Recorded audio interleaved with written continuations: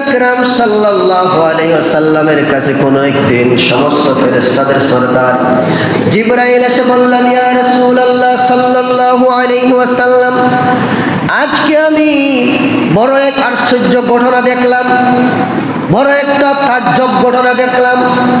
আর সেই ঘটনাটা হলো, জিবরাইল আলাইহিস সালাম বললেন, ইয়া রাসূলুল্লাহ, কুহে কাহাফ পর্বতের পাদদেশে আমি শুধু শুনতে পেলাম চতুর্দিক থেকে হায় আফসোস, হায় আফসোস, হায় হায় করে বিলাপ করা হচ্ছে, সুরগুল করে ওঝর নয়নে কান্নাকাটি করা হচ্ছে।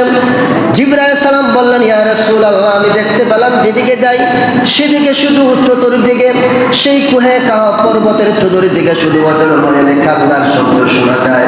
আমি যেদিকে গেলাম সেদিকে কান্নার আওয়াজ শুনতে পেলাম।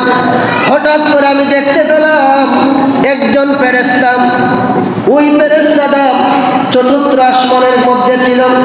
যেই ফেরেশতাটা কুহে কাহাফ পর্বতের পাদদেশে ওঝর নয়নে কান্নাকাটি করে, ওই ফেরেশতাটা কোথায় ছিল? চতুর্থ আসমানের মধ্যে আমি দেখেছিলাম।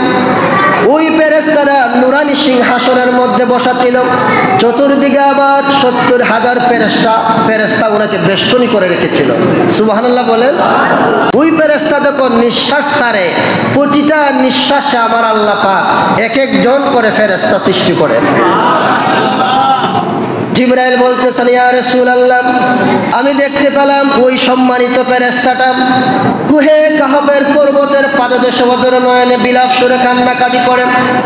ওই সম্মানিত ফেরেশতা আমি জিবরাইলকে বললেন, হ্যাঁ জিবরাইল আলাইহিস সালাতু ওয়াস সালাম, আপনি তো সমস্ত ফেরেশতাদের সরদার। আল্লাহ পাক সুবহানাহু ওয়া তাআলা আমাকে অনেক সম্মান, অনেক ইজ্জত আর সম্মান দিয়েছিল, কিন্তু আল্লাহ পাকের বন্ধু নূর নবী সাল্লাল্লাহু আলাইহি সাল্লাম যখন মেরাজ রজনীতে আমার পাশ দিয়ে যাচ্ছিল, সমস্ত ফেরেশতারা দাঁড়ায় দাঁড়ায় নবীজিকে সালাম দিয়েছিল। আমার অজ্ঞতা অনুসারে, আমার অগোচরে, আমার ভুলের কারণে নবীকে আমি সম্মান করতে পারলাম না, দাঁড়ায় সালাম দিতে পারলাম না। এর জন্য আল্লাহ পাক আমাকে শাস্তি স্বরূপ এই উচ্চ মর্যাদার আসন থেকে আমাকে এখন কুহে কাহাফের মধ্যে নিক্ষেপ করেছে। কথাগুলো বুঝতেছেন? ওই ফেরেশতা বলতেছে, জিবরাইল, আমার পক্ষ হয়ে আপনি মাবুদের দরবারে, বারগাহে তাওহীদের দরবারে একটু ফরিয়াদ করুন, আল্লাহ পাক সুবহানাহু ওয়া তাআলা যেন আমাকে এই কুহে কাহাফ থেকে আবার পূর্বের আসলে আমাকে ফেরাইয়া দেন। জিবরাইল আলাইহিস সালাম আল্লাহ পাকের কাছে দোয়া করলেন, আল্লাহ ওই ফেরেশতাকে আবার চতুর্থ আসমানের মধ্যে আপনি নূরের সিংহাসনে বসাইয়া দেন।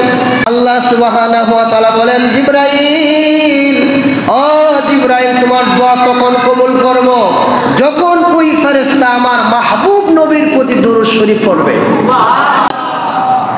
আল্লাহ বলেন, জিবরাইল, তোমার ফরিয়াদ আমি আল্লাহ কবুল করব, সেই সময় কবুল করব ওই ফেরেশতা যদি আমার মাহবুব, আমার নূর নবী, হায়াতুন নবী, জিন্দা নবী, কামলিওয়ালা নবীর প্রতি প্রেম মহব্বত সহকারে 10 বার দুরূদ শরীফ পাঠ করে, তখন আমি আল্লাহ পাক তাকে কুহে কাহাফ থেকে পূর্বের মর্যাদার আসনে বসাইয়া দিব।